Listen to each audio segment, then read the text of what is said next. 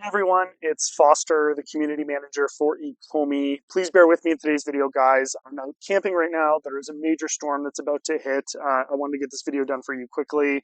BitForex is back open, and so people are able to withdraw funds if they had funds on their account.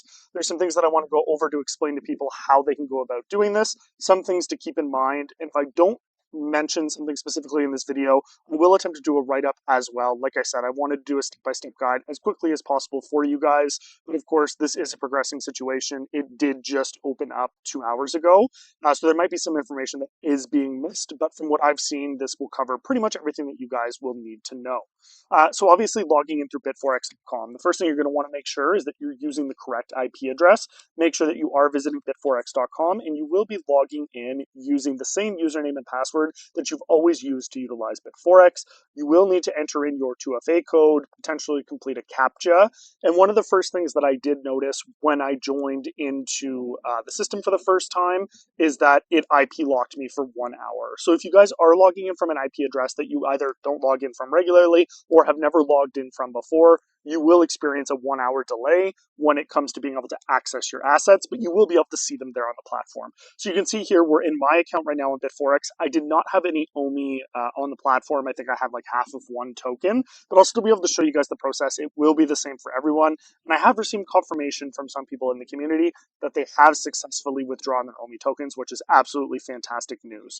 One of the things that I will note as well, if you had other tokens other than OMI on the platform, BitForex was holding all of the OMI tokens in one of their spot wallets. So all the tokens that you should have on the platform should be backed one-to-one because they were all on the platform. I have seen some people note on social media that they had things like Bitcoin or Ethereum, and it's only showing it in USDT. One of two things is possibly happening there. The first thing is they're just seeing their estimated value in USDT, but they're not looking at the full breakdown of their user funds. The second thing that's potentially happening is that BitForex, for one reason or another, has converted all of those assets into USDT back at the levels they were when they went down for maintenance. And you will notice that Bitcoin and Ethereum have gone up quite substantially since then. So that might have been their way of backing things one-to-one. But I do want to say that this is purely speculation on my part, and nothing has actually been formally confirmed that people's assets have been taken. But of course, we're here focusing on OMI today. So this will be the main screen that you see whether you log in via PC or mobile. This should conceivably work on either, but this is the main asset overview page. You can see that I have approximately $9 here. I have loaded up multiple screens because it takes about 2 minutes to load a window. So we're just going to cover all of this. Now, for the perpetual account, BitForex did mention that you may be required to KYC. However, I have seen other people mention that they were required to KYC regardless of what they were withdrawing on. Now, of course, I'm not going to recommend whether you guys complete KYC or not, but do some research into the regulations that exist, in your jurisdiction. If you're in the United States or you're in another affected region where completing KYC could potentially cause issues for you if you weren't technically supposed to have access to that anyways. So take some time, do a little bit of research. BitForex has not indicated that they will be removing access to this anytime. I understand that people are anxious to want to remove their funds, but doing a little bit of research, making sure that the KYC is legitimate and that you feel comfortable providing the company with your information is important. So I wanted to mention that as well.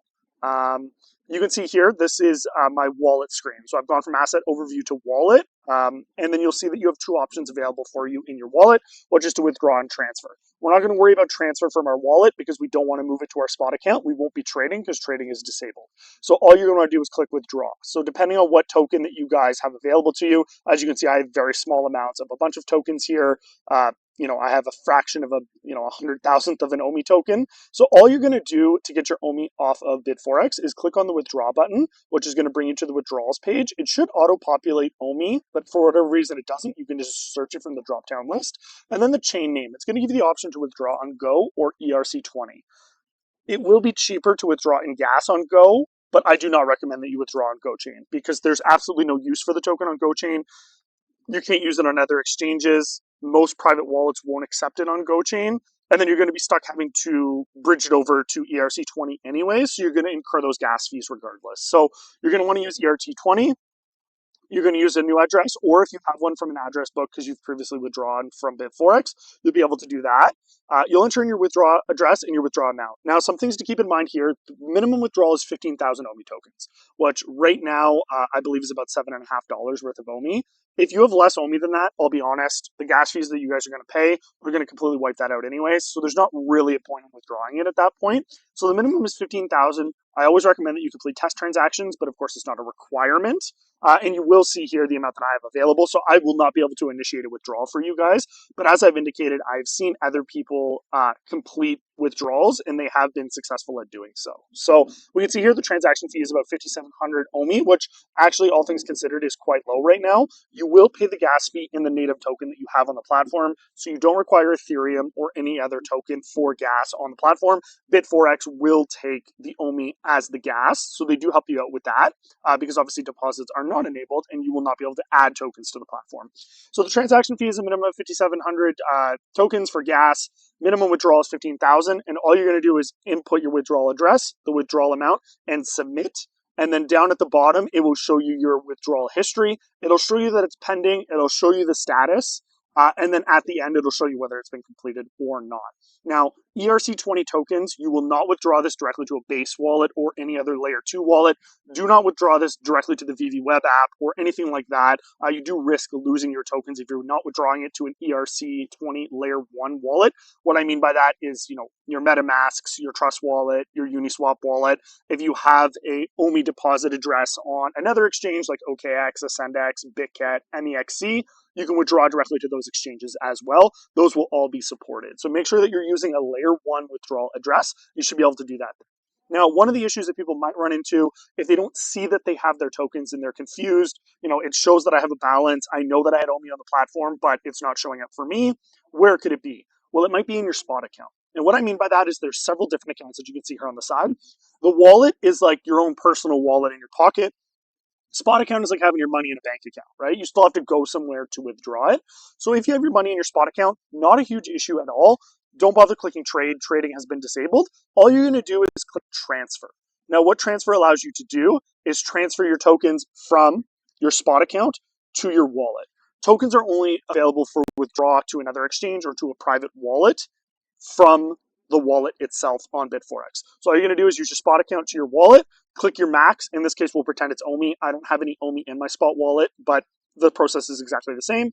You're going to click confirm, and your transfer will succeed. And then you'll be able to go back over to your wallet here. And in your wallet, it will show you that updated balance. So you will see I now have, ever so slightly more Bitcoin than I did before. It's starting to rain overhead, guys. I'm going to wrap this up quickly for you. Anything else that you need to be in mind? Like I said, if your IP is blocked, you'll have to wait 1 hour. Make sure that you log in. Debate whether you want to complete KYC or not. Oh boy, we're going to get rained on, guys. Hopefully this was helpful. I'm going to go ahead and post this as quick as I can. If any more information comes out as time goes on, I will make sure to release it for you guys. Thank you guys all for the support as always. Very glad to see that BitForex has worked this out for everyone, and I hope you guys have a great day. Peace.